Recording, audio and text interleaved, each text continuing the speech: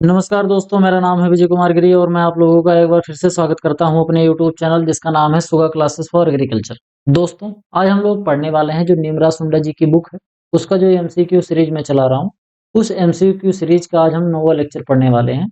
रोज के तरीके से मैं यहाँ पर आप लोगों से 20 क्वेश्चन पूछूंगा। 20 क्वेश्चन काफी ज्यादा टफ हैं, बहुत ज्यादा इसको पढ़ने में और समझने में आप लोगों को काफी ज्यादा मशक्कत करनी पड़ेगी, क्योंकि यहाँ पर रियल एग्जाम बेस्ड क्वेश्चन पूछे जाते हैं। ऐसा नहीं है कि आपको यहाँ पर मैं चने के झाड़ पे चढ़ा दूं फिर आप एग्जाम में जाओ फिर वहां आपका तेल निकल जाए, तो मैं ऐसा काम नहीं कर रहा हूँ। मैं यहाँ पर कठिन कठिन क्वेश्चन बनाने का प्रयास कर रहा हूँ। मतलब क्वेश्चन है आसान, लेकिन उसको भाषा किस तरीके से कठिन कर सकती है, इस तरीके से यहाँ पर मैंने आप लोगों के लिए क्वेश्चन बनाया है। तो मैं पूछना शुरू करूँ उससे पहले मैं आप लोगों को बता दूं कि मैंने आप लोगों के लिए एक बहुत ही अच्छा कोर्स लॉन्च कर रखा है। कोर्स का नाम है अल्टीमेट एग्रीकल्चर कोर्स। इस कोर्स में आपको यहाँ पर दिए गए सभी सब्जेक्ट बिल्कुल बेसिक से लेकर एडवांस लेवल तक आपको अच्छी तरीके से पढ़ाए जाएंगे। और यहाँ पर जो कुछ भी पढ़ाया जाएगा वो बाइलिंगुअल पढ़ाया जाएगा और इसके साथ में आपको नोट्स भी प्रोवाइड कराई जाएगी। और ये जो नोट्स होगी ये भी आपको बाइलिंगुअल भाषा में मिलेगी, हिंदी और अंग्रेजी भाषाओं में। इसको आप आराम से पढ़ के तैयारी कर सकते हो। तो अगर आप इसको खरीदना चाहते हैं तो यहाँ पर दिया गया जो ये क्यूआर कोड है इसको स्कैन करके मात्र 1000 रुपए का पेमेंट करके आप इसको खरीद सकते हैं। बाकी अधिक जानकारी के लिए मेरा व्हाट्सएप नंबर है 9792771793। मेरे इस व्हाट्सएप नंबर से आप संपर्क करके कोर्स से रिलेटेड किसी भी तरीके की अगर आपको जानकारी प्राप्त करनी है तो प्राप्त कर सकते हो। चलिए अपने टॉपिक पर वापस आते हैं, देखते हैं हमारा टॉपिक क्या है। सबसे पहले हम देखते हैं हमारा सबसे पहला क्वेश्चन क्या है। सबसे पहला क्वेश्चन है क्रोनोलॉजिकल ऑर्डर में इसको अरेंज करना है। जैसे कि पुराने क्वेश्चन हमारे देखते आ रहे होंगे, तो उसमें पूछा जा रहा है कि क्रोनोलॉजिकल ऑर्डर में इसको लिखना है। यहाँ पर आपको 4 स्टेटमेंट दिए गए हैं। इन चारों स्टेटमेंट में से आपको बताना है कि पहले कौन आएगा, फिर कौन आएगा, फिर कौन आएगा और उसके बाद कौन सा आएगा। तो इसको मैं आप लोगों को सॉल्व करूँ उससे पहले मैं आप लोगों को बता दूं कि जैसे ही क्वेश्चन आपके स्क्रीन पर आता है आपको वीडियो को तुरंत रोक देना है। रोकने के बाद पूरा क्वेश्चन को पढ़िए, चाहे हिंदी में पढ़िए चाहे अंग्रेजी में, कोई दिक्कत वाली बात नहीं है। क्वेश्चन को अच्छे से पढ़िए और आंसर पे आके आप आंसर टिक कर दीजिए। इतना आपको करना है। मतलब क्वेश्चन को पढ़ो, एनालाइज करो और आंसर दो।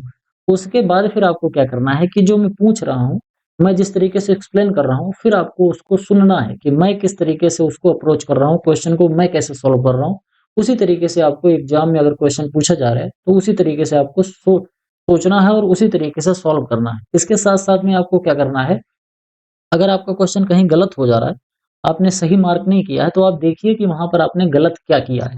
इस तरीके से अगर आप पढ़ोगे तो एक कॉम्प्रिहेंसिव स्टडी कर पाओगे। तो केवल आप यहाँ पर 20 क्वेश्चन नहीं सॉल्व करोगे, 20 क्वेश्चन से रिलेटेड ढेर सारे जो यहाँ पर टॉपिक हैं, ढेर सारे जो और फैक्ट्स हैं, उन सभी चीजों के बारे में यहाँ पर आपको डिटेल में समझने को मिलेगा। तो यहाँ पर हम अगर देखें तो सबसे पहले हम क्या देखेंगे कि रिजर्व बैंक जो ऑफ इंडिया है, यानी कि सेंट्रल रिजर्व बैंक है, ये आरबीआई, आरबीआई की स्थापना के बारे में यहाँ पर पूछा जा रहा है। तो आरबीआई की जो स्थापना हुई थी ये कब हुई थी, ये 1935 में हुई थी। इसके बाद क्या कहा जा रहा है, इसके बाद कहा जा रहा है launch of first all India coordinated research project on मेज। सबसे पहले बात तो आपको ये पता होनी चाहिए कि जो all India coordinated research project था वो सबसे पहले कौन से फसल के लिए चलाया गया था। तो आपको याद होना चाहिए कि मेज के लिए चला गया था। और ये मेज के लिए चलाया कब गया था, तो ये चलाया गया था 1957 में चलाया गया था। कब चलाया गया था ये चलाया गया था 1957 में। इसके अलावा हमारा अगला जो पॉइंट है वो कह रहा है फॉरेस्ट कंजर्वेशन एक्ट। ये जो फॉरेस्ट कंजर्वेशन एक्ट है इसको कब बनाया गया था, इसका एस्टेब्लिशमेंट कब हुआ था। तो जो फॉरेस्ट कंजर्वेशन जो एक्ट है ये कब बना था, ये बना था हमारा 1980 में। और अंत में पूछा जा रहा है, कहा जा रहा है कि नाबार्ड की स्थापना कब हुई थी। तो नाबार्ड की स्थापना जो हमारी हुई थी ये कब हुई थी, ये हुई थी हमारी 12 जुलाई को। और 12 जुलाई में कब हुई थी, ये 1982 को हुई थी। यहाँ तक आई होप आपको समझ में आया होगा कि अगर इसको हम क्रोनोलॉजिकल ऑर्डर में लगाएंगे तो कैसे कैसे लगेगा। तो सबसे पहले तो हमारा क्या आएगा, सबसे पहले तो हमारा आएगा 1935। बोले तो पहले सबसे नंबर सब नंबर 1 पर 1 आएगा। तो पहले पे 1 आ रहा है, इसमें इसमें और इसमें, ये वाला हमारा गलत हो गया। इसके बाद देखते हैं हमारा दूसरे पे दूसरा आ रहा है, तो दूसरे पे दूसरा ये आ रहा है, ये वाला गलत हो गया, ये भी हो सकता है। तीसरे पे तीसरा आ रहा है, तो तीसरे पे तीसरा किस में है, ये इन दोनों में से ये हमारा गलत हो गया, तो हमारा ये है। यानी कि ऑप्शन नंबर जो बी है, ये ऑप्शन नंबर बी हमारा बिल्कुल राइट ऑप्शन हो जाएगा। देखते हैं हमारा अगला क्वेश्चन क्या है। अगला क्वेश्चन है असर्शन और रीजन बेस्ड क्वेश्चन है। इसमें असर्शन क्या कह रहा है कि इसमें जो अधिकथन है वो कहता है कि 1984 की जो भोपाल गैस त्रासदी हुई थी, ये मिथाइल आइसोसाइनेट जो कि एक प्राथमिक विषैला पदार्थ था, इसकी वजह से हुई थी। ये आपसे कहा जा रहा है। अब इसका रीज़न आपको क्या दे रहा है? कारण दे रहा है, इस रसायन का जो उपयोग होता था, वो कीटनाशक कार्बोलिल नाम का एक कीटनाशक बनता था, उसके उत्पादन के रूप में इसका उपयोग किया जाता था। मतलब जो मिथाइल आइसोसाइनाइड था, ये मिथाइल आइसोसाइनेट जो था, ये रॉ मटेरियल के रूप में यूज़ किया जाता था, जिससे कार्बोरिल बनता था, एक कीटनाशक हुआ करता था। तो अगर हम इसके ऑप्शन को देखें, तो हमको समझ में आएगा कि जो हमारा ऑप्शन नंबर ए है, ये बिल्कुल राइट ऑप्शन हो जाएगा। क्यों? क्योंकि यहाँ पर ये पहला जो असर्शन है, ये असर्शन भी हमारा सही है और हमारा जो रीजन है, ये रीजन भी सही है और ये करेक्टली एक्सप्लेन कर रहा है। यहाँ पर कह रहा है कि ये जो मिथाइल आइसोसाइनाइड था, ये जो रसायन था, ये कार्बोरिल बनाने के लिए ही उपयोग होता था। तो यहाँ पर ये भी बात सही है।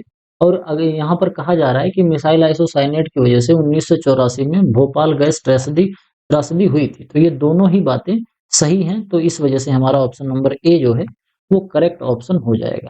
अगला क्वेश्चन हमारा है, match the following agriculture research institute in their respective location. कौन-कौन सा रिसर्च इंस्टीट्यूट कौन-कौन सी जगह पर है, आपको इसको मैच करना है। देखो मैं मैच करता हूँ, देखते हैं एक-एक करके। सबसे पहले तो CRRI central rice research institute, ये कहाँ पर है? ये हमारा है कटक उड़ीसा में। इसके बाद हमारा क्या है? Central arid zone research institute. तो ये जो central arid zone research institute है, ये कहाँ पर है? ये जोधपुर में है। कहाँ पर है? एरिड जोन तो जोधपुर राजस्थान में है। अगला है हमारा CTRI central tobacco research institute. ये सेंट्रल टोबैको रिसर्च इंस्टीट्यूट कहाँ पर है? ये राजमुंद्री आंध्र प्रदेश में है। और अंत में हमारा Indian institute of pulses research, ये कहाँ पर है? ये हमारा कानपुर में है। तो इस तरीके से मैच हो रहा है। ए थर्ड पे जा रहा है, तो ए थर्ड पे यहाँ जा रहा है, ये वाला गलत हो गया, ये वाला सही है, ये गलत हो गया। बी वाला किस पे जा रहा है? बी वाला फर्स्ट पे जा रहा है, तो बी फर्स्ट पे ये वाला जा रहा है। इसके अलावा बी यहाँ पर फोर्थ पे जा रहा है, तो हमारे ये सभी गलत हो गए। बचा क्या? ऑप्शन नंबर ए जो हमारा है, ये बिल्कुल हमारा राइट ऑप्शन हो जाएगा। अगला क्वेश्चन देखते हैं। अगला क्वेश्चन है, consider the following statement regarding agricultural credit and its source in India as per 2019 data. 2009 के डाटा के अनुसार भारत में कृषि ऋण और उसके स्रोतों के संबंध में कौन सा कथन यहाँ पर विचार करके आपको बताना है कि सही है। पूछा जा रहा है यहाँ पर सही कौन सा है। 1, 2, 3 इस तरीके से 3 स्टेटमेंट यहाँ पर दिए गए हैं। तो अगर हम इसको देखेंगे तो सबसे पहले हमको देखने को मिलेगा कि जो सेंट्रल कॉमर्शियल जो बैंक है, commercial bank contribute the highest share of total agricultural credit, यानी कि एग्रीकल्चर सेक्टर में जो सबसे ज्यादा क्रेडिट दिया जाता है, बोले तो जो लोन दिया जाता है, अमाउंट लगभग 74% है। ये स्टेटमेंट हमारा जो है, ये हमारा स्टेटमेंट बिल्कुल ही सही है, इसमें कोई दिक्कत वाली बात नहीं है। दूसरा है, कोऑपरेटिव बैंक जो है ये कंट्रीब्यूट करते हैं more than the rural regional bank. RRB जो है, देखो ध्यान से समझना, जो हमारे एग्रीकल्चर के क्रेडिट होते हैं, यानी कि एग्रीकल्चर सेक्टर में जो लोन देते हैं, वो 3 लोग देते हैं। सबसे ज्यादा तो हमारा कॉमर्शियल बैंक देता है, उसके बाद फिर हमारा कोऑपरेटिव बैंक देता है और उसके बाद रूरल बैंक देता है। तो ये तीनों बैंक मिला के हमारा क्या है, ये तीनों मिला के एग्रीकल्चर में लोन देते हैं। तो सबसे ज्यादा तो 74% के आसपास तो हमारा कॉमर्शियल बैंक देता है। इसके अलावा जो कोऑपरेटिव बैंक है, ये कितना देता है? कोऑपरेटिव बैंक जो हमारा लोन देता है, ये कितना देता है? रीजनल रूरल बैंक से ज्यादा देता है। तो रीजनल रूरल बैंक से ज्यादा देता है, कितना देता है? तो ये जो हमारा देता है कोऑपरेटिव बैंक, ये देता है 17%। तो 64% ये दे दिया, 17% ये दे दिया, फिर बचा हमारा कितना? बचा हमारा रूरल रीजनल बैंक जो आरआरबी होते हैं, ये कितना देते हैं? ये यहाँ पर लिख रहा है 20% देते हैं। तो ऐसा तो हो ही नहीं सकता, क्योंकि 74 तो ये हो गया और 17 ये हो गया, तो 20% बचा ही नहीं, तो देगा कहाँ? तो ये कितना देता है? ये देता है केवल और केवल 9%। कितना देता है? केवल और केवल 9% हमको यहाँ से मिलता है। आरआरबी से जो एग्रीकल्चर सेक्टर में लोन जाता है, वो कितना जाता है? वो 9% जाता है। अब जोड़ लेना, तो 9 और 7 16 और 4 कुल मिला के ऐसे जोड़ लोगे तो 100% पूरा हो जाएगा। तो इस तरीके से हमारा जो ऑप्शन है, वो कौन सा ऑप्शन हो जाएगा? यानी कि तीसरा तो गलत हो गया, तो सही है कौन सा? फर्स्ट एंड सेकंड, और ऐसा ऑप्शन हमारे ए में लिखा हुआ है। समझ गए? अगला क्वेश्चन देखते हैं। Consider which of the following pair is incorrectly match. यहाँ पर आपको 4 चीजें दी गई हैं और इनको मैच कराया गया है, डायरेक्टली ऐसे मैच कराया गया है। आपको बताना है, यहाँ पर ऐसे मैच वाला ऑप्शन लगा देना, चिन्ह यहाँ पर मैंने डिलीट हो गया मुझसे। तो यहाँ पर आपको बताना है कि कौन सा इनकरेक्टली मैच है। जो गैस है रिस्पॉन्सिबल फॉर एसिड रेन के लिए जो गैस रिस्पॉन्सिबल होती है वो कौन सी गैस है? तो वो है हमारा सल्फर डाइऑक्साइड और नाइट्रोजन ऑक्साइड। ये हमारा दोनों ही ऑप्शन सही है। तो इसमें मतलब ये हमारा जो हो जाएगा, ये तो राइट हो जाएगा। और इसमें इनकरेक्ट पूछा जा रहा था, यानी कि गलत कौन सा है? मैक्सिमम कंसंट्रेशन जो ओजोन है, ये कहाँ पर पाया जाता है? तो जो मैक्सिमम कंसंट्रेशन है, ये लोअर स्ट्रेटोस्फीयर में पाया जाता है। तो हमारा ये भी जो है, ये भी बिल्कुल सही हो जाएगा। अगला है most poisonous pollutant in and water. Water में सबसे ज्यादा जो पॉल्यूटेंट है वो क्या पाया जाता है? तो सबसे ज्यादा जो पॉल्यूटेंट है वो यहाँ पर क्या लिख रहा है? यहाँ पर लिख रहा है क्लोरीन, जबकि ऐसा नहीं है। सबसे ज्यादा जो पॉल्यूटेंट होता है वो क्या होता है? वो होता है हमारा आर्सेनिक। तो यहाँ पर आर्सेनिक होना चाहिए था क्लोरीन की जगह पे। क्लोरीन को तो पानी साफ करने के लिए यूज किया जाता है। तो हमारा यहाँ पर जो तीसरा ऑप्शन है, यानी कि सी जो है, ये बिल्कुल राइट हो जाएगा, इस वजह से क्योंकि यहाँ पर ये गलत मैच है। इसके अलावा अगला है pollutant free alternative for petrol. Petrol का जो पॉल्यूटेंट फ्री अल्टरनेटिव है, यानी कि पेट्रोल का अल्टरनेटिव भी हो और उससे प्रदूषण भी ना फैलता हो, तो वो कौन है? प्रोपेन है। यही ब्यूटेन और प्रोपेन हमारे एलपीजी गैस में भरा होता है, जिससे हम लोग खाना बनाते हैं। अगला हमारा छठवां क्वेश्चन है असर्शन और रीजन बेस्ड क्वेश्चन। इसमें कहा जा रहा है कि जो विभिन्न फसलों के न्यूनतम समर्थन मूल्य की सिफारिश करती है वो कृषि लागत और मूल्य आयोग, जिसको CACP बोलते हैं, इसको हिंदी में कहा जाता है commission on agriculture cost and price. ये एक तरीके का कमीशन होता है जो कि एमएसपी का निर्धारण करती है। ये एमएसपी निर्धारित करके गवर्नमेंट को देती है और फिर गवर्नमेंट इसका अनाउंसमेंट करती है। इसके बाद जो रीजन कहा जा रहा है कि CACP currently recommends MSP of exactly 27 crops in India. इस समय पर यहाँ पर पूछा जा रहा है कि इस समय पर जो एमएसपी है वो कितने फसलों पर मिलती है? तो CACP जो है, ये आपके 27 फसलों पे मिलता है। यहाँ पर पूछा जा रहा है कि ये बात कौन सी, इनमें से कौन सी बात सही है? असर्शन सही है, रीजन सही है, या एक्सप्लेनेशन है, क्या है? चारों आप देख के डिटेल में फिर आप हमें बताओ। तो अगर आप इसको देखोगे तो आपको समझ में आएगा कि इसमें जो हमारा, और जस्ट अ सेकंड, इसमें जो हमारा ऑप्शन है, ऑप्शन नंबर जो हमारा सी है, ये बिल्कुल राइट हो जाएगा। क्यों राइट हो जाएगा? क्योंकि यहाँ पर असर्शन जो हमारा है ये तो ट्रू है, लेकिन जो रीजन है ये फॉल्स है। क्यों? क्योंकि 27 फसलों पे एमएसपी नहीं मिलता है। एमएसपी हमको जो मिल रहा है इस समय पर करंटली में 23 क्रॉप्स पे मिलता है। 27 फसलों पे नहीं मिलता है, हमारे पास केवल और केवल 23 फसलों पे मिलता है। एक चीज आप बताओ कि गन्ने पर भी मिलता है, जो हमारा शुगर केन होता है, शुगर केन होता है, उस पर भी एक चीज मिलता है, लेकिन आपको बताना है उस पर एमएसपी नहीं मिलता है।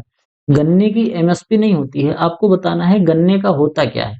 जैसे गेहूं, धान, सरसों, इन सब का एमएसपी होता है, उस तरीके से गन्ने का क्या होता है आपको कमेंट बॉक्स में लिखना है। ये एक्स्ट्रा क्वेश्चन पूछ रहा हूँ, कमेंट बॉक्स में आप इसको जरूर लिखिए, चाहे गूगल करके ही लिखना पड़े। जैसे CACP होता है, यानी कि commission on agriculture cost and price, उसी तरीके से एक उसके लिए भी कमीशन होता है, वो भी रिकमेंड करती है और फिर गवर्नमेंट उसको अनाउंस करती है, लेकिन उसको एमएसपी नहीं कहते हैं, उसको कुछ और कहते हैं, वो आपको बताना है। आगे देखते हैं, हमारा अगला क्वेश्चन है identify the correct match regarding national bureau and their headquarter. यहाँ पर आपको ढेर सारे नेशनल ब्यूरोज दिए गए हैं, आपको बताना है कि उनका हेडक्वार्टर कहाँ कहाँ है, इसमें कौन कौन सा करेक्टली मैच है और कौन गलत है। जो गलत होगा वही हमारा सही ऑप्शन होगा। यहाँ पर पूछा जा रहा है national bureau of plant genetic resources, ये किसका है? प्लांट जेनेटिक रिसोर्सेज, ये कहाँ पर है? नई दिल्ली में है। ये 1976 में एस्टेब्लिश हुआ था, तो ये बात तो बिल्कुल सही है। दूसरा क्या है? दूसरा हमारा कह रहा है कि national bureau of national bureau of animal genetic resources, तो एनिमल जेनेटिक रिसोर्सेज कहाँ पर है? करनाल, हरियाणा में है। ये भी बात हमारी बिल्कुल सही है। अगला है national bureau of fish genetic resources, ये कहाँ पर है? ये भी लखनऊ में है। तो ये भी हमारा ऑप्शन बिल्कुल सही है। तो अंत में बचा क्या? National bureau of soil survey and land use planning. National bureau of soil survey and land use planning, ये कहाँ पर है? नागपुर, महाराष्ट्र में है। तो ये जो हमारा है, ये ऑप्शन भी बिल्कुल सही हो जाएगा। तो अगर चारों हमारे ऑप्शन सही हैं तो इसका मतलब क्या है कि ऑप्शन नंबर डी हमारा सही हो जाएगा। इसमें चारों के चारों जो चीजें हैं, चारों के चारों जो मैचिंग्स हैं, वो चारों के चारों करेक्टली मैच हैं। अगला क्वेश्चन देखते हैं, which of the following facts regarding the Bhopal gas tragedy and methyl isocyanate, जो MIC है, कौन सा स्टेटमेंट इसमें से फॉल्स है? ये जो गैस है ये रिस्पॉन्सिबल फॉर ट्रेजेडी इन 1984, इसकी वजह से 1984 में ट्रेजेडी हुई थी। तो ये बात तो बिल्कुल सही है, कोई दिक्कत वाली बात नहीं है। 84 में भोपाल में इसी की वजह से हुआ था, बहुत लोग मारे गए थे, हजारों लोग। इसके अलावा मिसाइल आइसोसाइनेट जो है, methyl isocyanate was used for manufacturing of insecticide carbaryl. तो कार्बोरिल बनाने के लिए इसका इस्तेमाल किया जाता था। इस तरीके का क्वेश्चन भी अभी मैंने स्टार्टिंग में पूछा है पीछे। Propane is the pollutant free alternative of petrol. ये भी हमारी जो बात कही जा रही है, ये भी हमारी बात बिल्कुल सही कहा जा रही है। फिर यहाँ पर है ozone depletion is mainly due to carbaryl. Carbaryl की वजह से ओजोन डिप्लेशन नहीं होता है। ओजोन डिप्लेशन के हमारे कारण हैं, वो कौन सा है, वो अन्य अन्य कारण होते हैं, जैसे क्लोरोफ्लोरोकार्बन की वजह से हमारा ओजोन डिप्लेशन होता है। तो इसमें हमारा जो ऑप्शन नंबर डी है ये इनकरेक्ट है। ठीक, तो यहाँ पर हमारा जो है ये फॉल्स स्टेटमेंट डी है, तो इस वजह से डी हमारा राइट ऑप्शन हो जाएगा। अगला देखते हैं, हमारा जो नवा ऑप्शन है, नवा क्वेश्चन है। नवा क्वेश्चन क्या कह रहा है कि match the international and national institute. यहाँ पर नेशनल और इंटरनेशनल इंस्टीट्यूट दिए गए हैं और उनका एस्टेब्लिशमेंट ईयर दिया गया है, आपको मैच करना है। तो यहाँ पर बताऊं कि national international rice research institute, international rice research institute जो कि मनीला फिलीपींस में है, इसका स्थापना कब हुआ था? इसकी स्थापना हुई थी 1960 में, जब Govind Ballabh Pant university of agriculture and technology Uttarakhand के पंतनगर में जो है वो स्टेब्लिश हुई थी। उसी साल ये भी स्टेब्लिश हुआ था और ग्रीन रेवोल्यूशन के लगभग 5 से 6 साल पहले स्टेब्लिश हुआ था। इसी तरीके से आप इंटर रिलेट करके चीजों को याद करो तो ज्यादा याद होगा। अगला है central arid zone research institute. तो ये जो central arid zone research institute है ये 1959 में स्टेब्लिश हुआ था। कहाँ पर हुआ था एरिड जोन रिसर्च इंस्टीट्यूट? अभी थोड़ी देर पहले मैंने पूछा है, बताओ कहाँ था, कमेंट बॉक्स में लिखो, देखते हैं कितना याद है। नाबार्ड की बात करते हैं तो नाबार्ड भी अभी तुरंत ही बताया है, तो ये तो याद ही होगा 1982। और आरबीआई की जो स्थापना है इसके बारे में भी बता दिया था, ये 1935 में हुआ था। तो इस तरीके से मैच होगा, यानी कि ए जो है ये बी पे जाएगा, ए सेकंड पे जाएगा।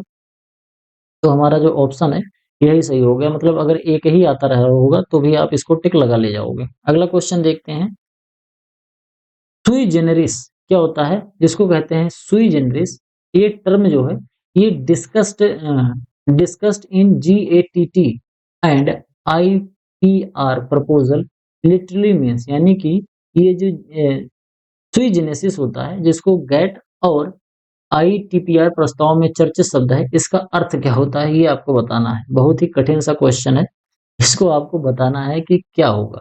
तो सबसे पहले तो हम बताते हैं कि ये जीएटीटी जो होता है वर्ल्ड ट्रेड ऑर्गेनाइजेशन का पुराना नाम हुआ करता था। इसका जो एग्जैक्ट नाम था उसको तो हमें नहीं याद है, लेकिन अब इसको वर्ल्ड ट्रेड ऑर्गेनाइजेशन के नाम से इसको जाना जाता है। जनरल एग्रीमेंट ऑफ ट्रेड, हाँ general agreement of trade and tariff, इस तरीके से इसका फुल फॉर्म हुआ करता था। वहां पर जो स्यूजेनेसिस है इसका शाब्दिक जो अर्थ होता है वो क्या होता है? A system of its own, a system of its own. काफी ज्यादा प्रिमिटिव सा क्वेश्चन है, इस तरीके के क्वेश्चन एग्जाम में खैर नहीं पूछे जाएंगे, ये क्वेश्चन नहीं पूछा जाएगा, लेकिन इस तरीके से क्वेश्चन पूछे जा सकते हैं, ऐसे क्वेश्चन। अगला है arrange the following states, arrange the following states in descending order of their fertiliser pesticide consumption. यहाँ पर आपको दिया गया है, उसको आपको बताते चलना है, ध्यान से पढ़ना। सबसे पहले हम देखते हैं state with maximum total fertiliser consumption. तो कौन सा स्टेट है जो टोटल फर्टिलाइजर कंजम्पशन में सबसे आगे है? तो वो हमारा उत्तर प्रदेश है, इसको आप जरूर याद कर लेना। इसके बाद state with maximum area under irrigation, irrigation में सबसे ज्यादा एरिया किसका है? तो इसमें जो हमारा आ जाएगा वो पंजाब आ जाएगा। क्या? पंजाब। पंजाब में जो इंदिरा गांधी नहर है इसकी वजह से बहुत बड़ा एरिया वहां पर इरिगेशन के लिए तैयार रहता है, मतलब वहां इरिगेशन की फैसिलिटी उपलब्ध है। ये परसेंटेज में बात हो रही है। इसके बाद बात कर रहे हैं state with maximum pesticide consumption. कौन सा स्टेट है जहां पर सबसे ज्यादा पेस्टिसाइड का कंजम्पशन होता है? तो वो हमारा जो स्टेट है वो क्या है? वो है आंध्र प्रदेश। क्या है? आंध्र प्रदेश। तो आंध्र प्रदेश जो है वहां पर सबसे ज्यादा पेस्टिसाइड का कंजम्पशन होता है पूरी कंट्री में, अगर हम बात करें। अब कुछ लोग कह रहे होंगे कि सर जी पिछले में तो आपने बताया था कि फर्टिलाइजर सबसे ज्यादा पंजाब में यूज होता है। तो फर्टिलाइजर पंजाब में रेट में ज्यादा यूज होता था, रेट मतलब पर हेक्टेयर में ज्यादा यूज होता है। यहाँ पर जो फर्टिलाइजर कंजम्पशन कहा जा रहा है ये फर्टिलाइजर कंजम्पशन ओवरऑल कहा जा रहा है। तो क्योंकि उत्तर प्रदेश बहुत बड़ा है और बहुत बड़े एरिया में यहाँ खेती होती है, तो ओवरऑल जो फर्टिलाइजर की रिक्वायरमेंट है वो ज़्यादा है। वहाँ पर हेक्टेयर की बात हो रही थी, तो पंजाब उसमें आ गया था और उसके अलावा फिर पांडिचेरी था। तो यहाँ पर अगर हम इन तीनों को देखेंगे तो हमको समझ में आएगा कि जो हमारा ऑप्शन नंबर ए है बिल्कुल राइट ऑप्शन हो जाएगा। इसमें इस तरीके से आपको दिख रहा है, पहले पे पहला, दूसरे पे दूसरा, तीसरे पे तीसरा। तो इस तरीके से आपको देखने को मिल रहा है उत्तर प्रदेश, पंजाब एंड आंध्र प्रदेश। इस तरीके का क्वेश्चन पूछा जाता है। क्वेश्चन एक चीज मैं फिर से बता रहा हूँ, क्वेश्चन अगर आप वीडियो को रोक के तुरंत पढ़ के अपना खुद नहीं लगाओगे तो आप समझ नहीं पाओगे। कहानी जैसे पढ़ते जाओगे, समझते जाओगे, बाद में भूलते जाओगे। तो पढ़ रहे हो तो वीडियो को रोक रोक के क्वेश्चन को पढ़ो, एनालाइज करो, फिर आंसर दो। कई लोग क्या करते हैं कि वीडियो स्क्रीन पर आ जाएगा फिर वो रुके रहते हैं, तो वो एक तरीके से टाइम आपका बढ़ता है। तो मैं टाइम यहाँ बढ़ा नहीं रहा हूँ, मैं कंटिन्यू उसको एक्सप्लेन करते रहता हूँ। तुरंत ही आया मैं एक्सप्लेन करना स्टार्ट कर दिया, लेकिन आपको वीडियो को रोक के पढ़ना है, एनालाइज करना है, फिर आंसर देना है, फिर मेरा एक्सप्लेनेशन सुनना है। आगे देखते हैं हमारा अगला क्वेश्चन क्या है। अगला क्वेश्चन स्टेटमेंट बेस है, दो स्टेटमेंट दिए गए हैं। एक स्टेटमेंट क्या कह रहा है कि मानवीय हस्तक्षेप के कारण किसी झील या जल निकाय में जो पोषक तत्व के संचय को यूट्रोफिकेशन कहा जाता है। ये बात हमारी सही है कि गलत है? यूट्रोफिकेशन क्या होता है? Accumulation of nutrient in a lake और water bodies due to human intervention, यानी कि मानव के इंटरवेंशन की वजह से जब न्यूट्रिएंट क्या होता है किसी वाटर बॉडी में, तालाब में, नदी में जब आके एक्यूमुलेट हो जाता है, आके इकट्ठा होता है, तो उसको यूट्रोफिकेशन कहते हैं। दूसरा स्टेटमेंट कहा जा रहा है कि one molecule of chlorofluorocarbon CFC जो होती है, एक तरीके की गैस होती है, इसका जो एक मॉलिक्यूल होता है ये हमारा ओजोन के कितने लेयर को डिस्ट्रॉय करता है? तो ओजोन के लगभग लगभग 1 लाख मॉलिक्यूल को ये डिस्ट्रॉय करता है। तो यहाँ पर ये आपसे क्वेश्चन पूछा जा रहा है, तो आपको बताना है कि ये दोनों स्टेटमेंट में से क्या-क्या है। तो हमारा जो पहला स्टेटमेंट है ये भी सही है और दूसरा स्टेटमेंट जो है ये भी हमारा बिल्कुल सही है। तो इसमें कौन से ऑप्शन में ये दोनों चीजें लिखी हुई? तो ये दोनों चीजें हमको दिख रही हैं, ये दिख रही हैं ऑप्शन नंबर सी में। Both statement first and second are true, are correct. अगला क्वेश्चन देखते हैं। In northern India winter rainfall is often attributed to which meteorological phenomena? कहा जा रहा है कि नॉर्थ इंडिया में जो सर्दियों के समय पर बरसात होती है, जो गेहूं के समय पर बरसात होती है, ओलावृष्टि होती है, वो किसकी वजह से होती है? साउथ वेस्ट मानसून की वजह से, या वेस्टर्न डिप्रेशन की वजह से, या फिर अल नीनो इफेक्ट की वजह से, या फिर ट्रॉपिकल साइक्लोन की वजह से? तो इसमें जो आपका राइट आंसर हो जाएगा वो हो जाएगा पश्चिमी विक्षोभ के कारण। जो वेस्टर्न डिप्रेशन होता है इसकी वजह से क्या होता है कि हवाएं जो हैं वो दोबारा से वेस्टर्न पश्चिम की ओर बढ़ने लगती हैं पश्चिम विक्षोभ की वजह से, और इस वजह से नॉर्थ इंडिया में क्या होता है?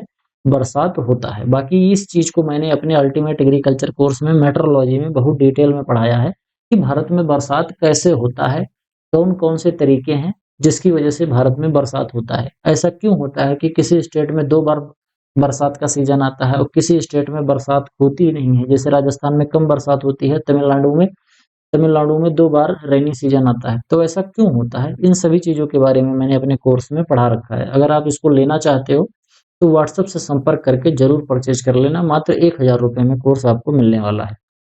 देखते हैं हमारा अगला क्वेश्चन क्या है।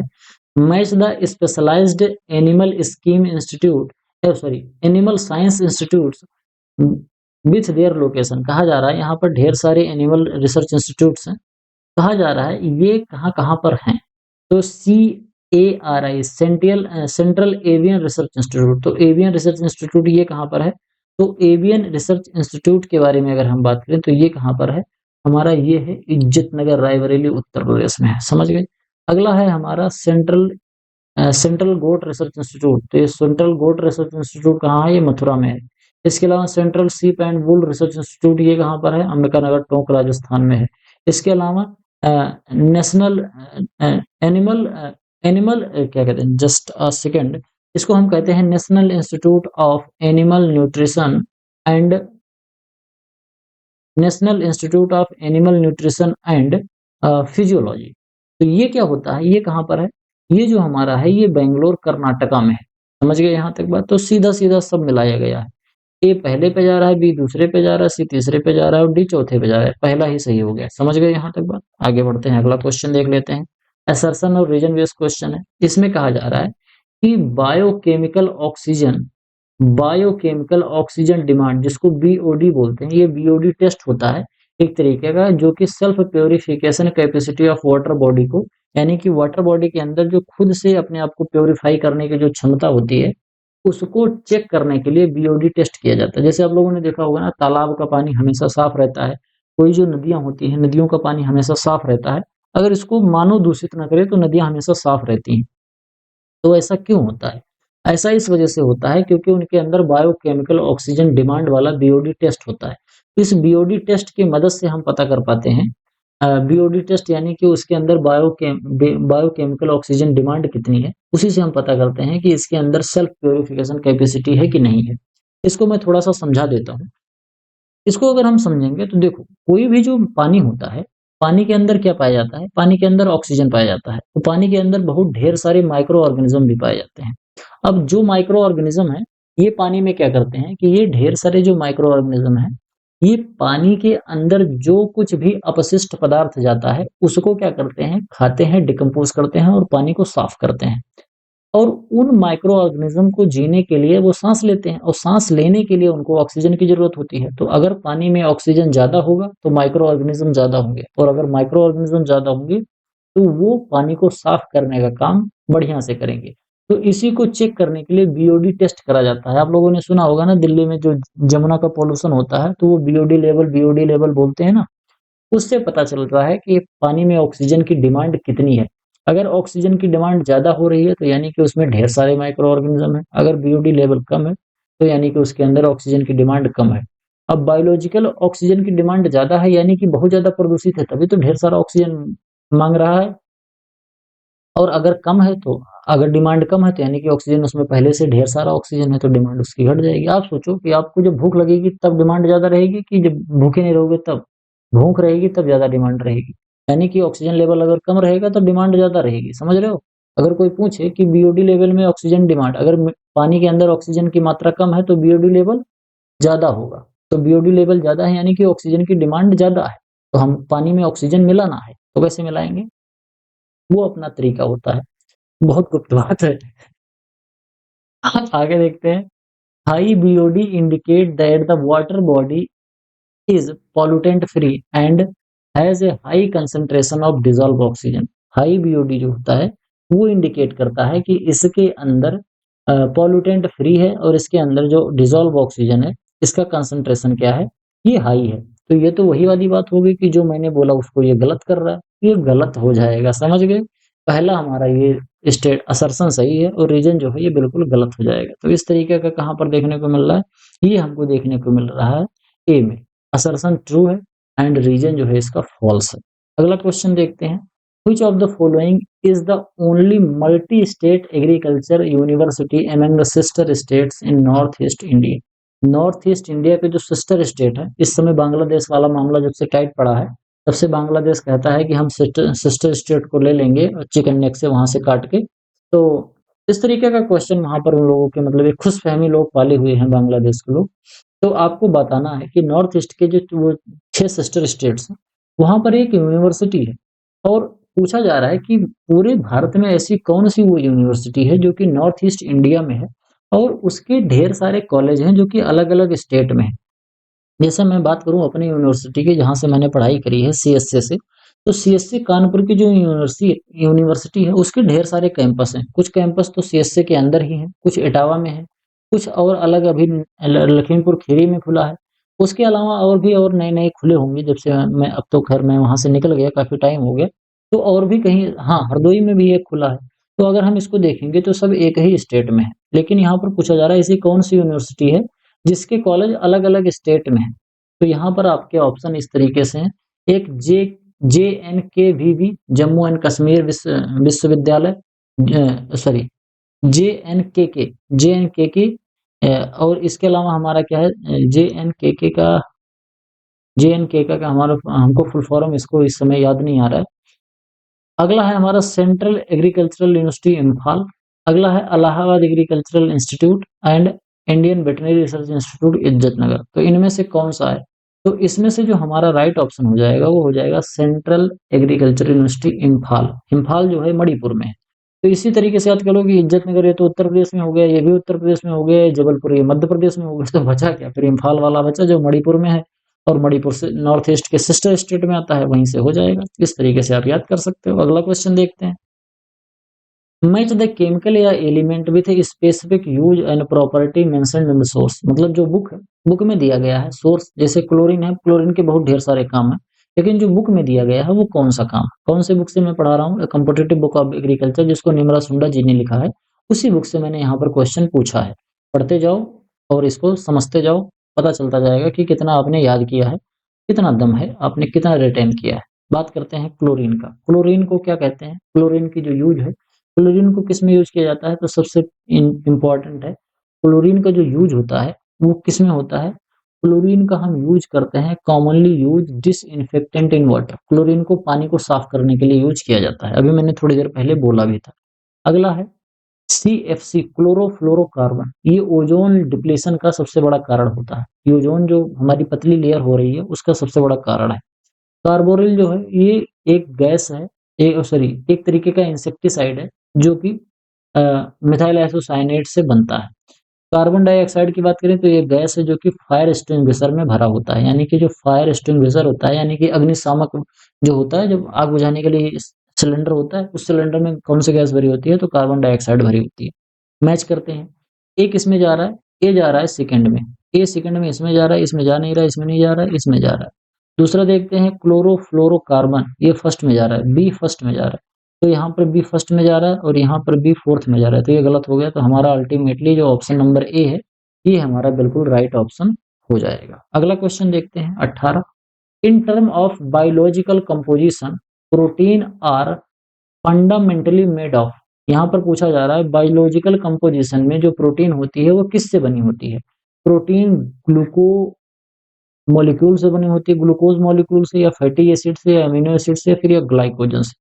तो आपको बिल्कुल अच्छे तरीके से याद करना है कि जो फैटी एसिड होता है, सॉरी, जो इसमें प्रोटीन होता है, प्रोटीन बना होता है हमारा अमीनो एसिड से, तो यानी कि ऑप्शन नंबर सी हमारा राइट हो जाएगा।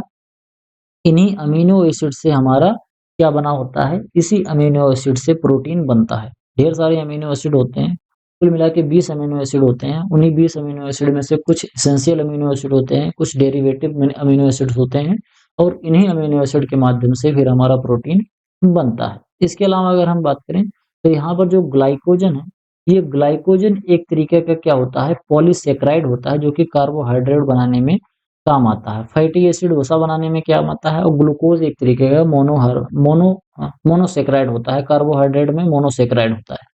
अगला है which national research centre was the first of its kind establish in India. यानी कि पहला नेशनल रिसर्च सेंटर कौन सा एस्टेब्लिश हुआ था। NRC for maize, NRC for groundnut, NRC for sugarcane, या फिर एनआरसी फॉर सोयाबीन। काफी डायरेक्ट सा क्वेश्चन है, तो इसमें आपका एनआरसी जो ग्राउंड नट है, national research centre for groundnut, Junagadh Gujarat में ये स्टेब्लिश हुआ था, ये हमारा बिल्कुल राइट ऑप्शन हो जाएगा। ये जो स्टार्ट हुआ था all India coordinator research project के तहत, जो मेज का था, उसी को साथ इसको मर्ज करके स्टार्ट कराया गया था। समझ गए यहाँ तक बात। आगे बढ़ते हैं, अगला क्वेश्चन है असर्शन और रीजन बेस्ड क्वेश्चन है। Propane is consider a pollutant free alternative of petrol for automobiles. बिल्कुल सही है, कोई दिक्कत वाली बात नहीं है। अगला देखते हैं, propane produces zero carbon dioxide when combustion in a regular engine. Propane जब जलती है तो इससे कार्बन डाइऑक्साइड नहीं निकलता है, तो ये जो है ये गलत है। जब प्रोपेन जलती है तो इससे कार्बन मोनोऑक्साइड नहीं निकलता है, कार्बन डाइऑक्साइड तो निकलता ही है। तो इस तरीके से हमको समझ में आ गया हो, समझ गए। आगे बढ़ते हैं, देखते हैं हमारा अगला क्वेश्चन क्या है। अगला क्वेश्चन हमारे पास नहीं है, बीसी क्वेश्चन मैं आप लोगों के लिए लाया था। आई होप आपको वीडियो पसंद आया होगा, मैंने जो पढ़ाया है इसमें मजा आया होगा, आपने कुछ नया सीखा होगा। नया सीखा हो, मजा आया हो तो वीडियो को लाइक करके एक अच्छा सा कमेंट कर दो। बाकी चैनल को सब्सक्राइब नहीं किया हो तो सब्सक्राइब जरूर कर दो। मेरे केवल 20% जो व्यूअर हैं वही इन्होंने सब्सक्राइब किया है, 80% लोग देखते हैं और चले जाते हैं। ऐसा नहीं करो यार, इतना छोटा सा चैनल है, थोड़ा सा अगर मदद कर दोगे तो क्या बिगड़ जाएगा, थोड़ा सा मोटिवेशन मिलेगा और अच्छे कंटेंट लाता रहूंगा। बाकी अपने दोस्तों के साथ शेयर करोगे तो सोने पे सुहागा हो जाएगा। और अगर कोर्स खरीद लो तो कोई बात ही नहीं। कोर्स खरीदने के लिए आप, मेरा व्हाट्सएप नंबर है 9792771793, इस पे संपर्क करके कोर्स खरीदो और अच्छे से पढ़ो, इधर उधर भटकने से छुट्टी मिल जाएगी।